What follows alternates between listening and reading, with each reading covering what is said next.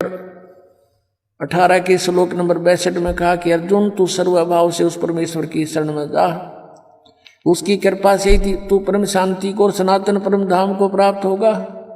अपने विषय में बताता चौथे अध्याय के 5वें श्लोक में, 9वें श्लोक में, दूसरे अध्याय के 12वें श्लोक में, 10वें अध्याय के दूसरे श्लोक में, अर्जुन तेरे और मेरे बहुत जन्म हो चुके, तू नहीं जानता मैं जानता हूँ। 8वें अध्याय के 5वें और 7वें श्लोक में कहा कि मेरी साधना करनी है तो मुझे प्राप्त होगा, जन्म मृत्यु बनी रहेगी, युद्ध भी करना पड़ेगा, शांति नहीं है।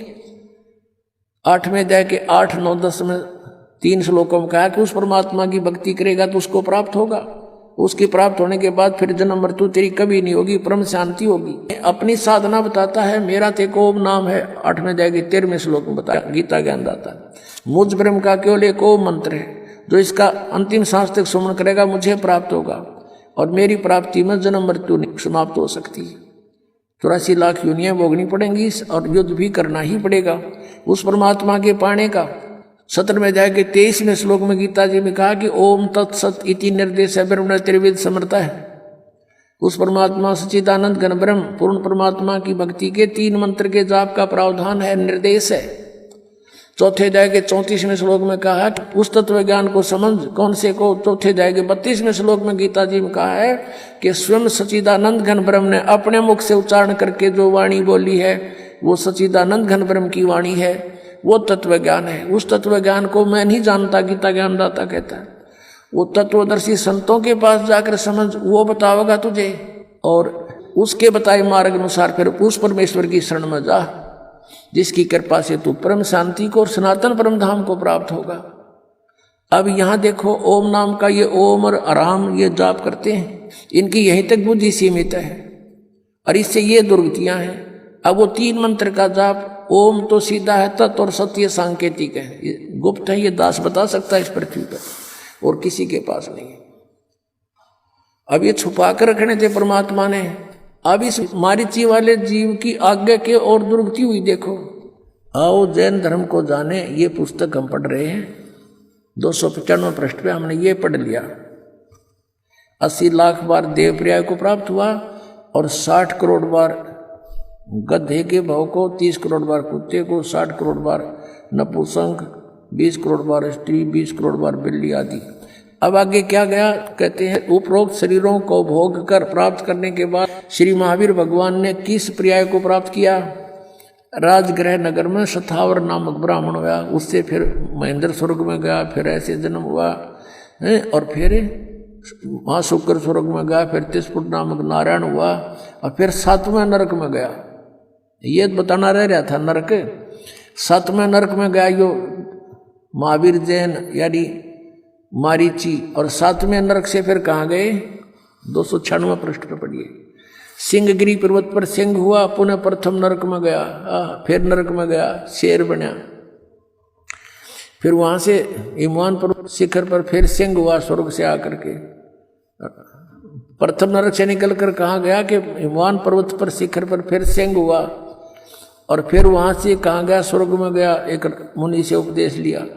फिर कहाँ गया? यहाँ कंकोजल नामक पुत्र हुआ, फिर 7वें स्वर्ग में देव हुआ, फिर अयोध्या नगरी में राजा वज्रसेन की शीलवती रानी से हरसेन नामक पुत्र हुआ, फिर वहाँ से महाशुक्र स्वर्ग में देव हुआ, फिर दातकी खंड की पूर्वी विधेय पुष्कलावती देश की पुंडराकीणी नगरी में राजा सुमित्र रानी मनोरमा से प्रिय मित्र नामक चक्रवर्ती हुआ, फिर सहस्रार स्वर्ग में देव हुआ, और फिर कहाँ गया? सहस्रार स्वर्ग से महावीर भगवान का जीव किस प्रयाग में गया? जम्बू द्वीप के छतरपुर नगर में नंदीवर्धन नामक राजा की वीरमती रानी से नंद नामक पुत्र हुआ, और फिर नंद का जीव आगे कहाँ गया? पुष्पोत्तर विमान में देव हुआ, और उसके बाद 24 में तीर्थ कर श्री महावीर भगवान हुआ। ये भी महावीर भगवान बना। पुष्पोत्तर विमान में देव हुआ, उसके बाद 24वां तीर्थ कर महावीर भगवान हुआ। श्री महावीर भगवान के जीव ने कितने पाखंड मत चलाए?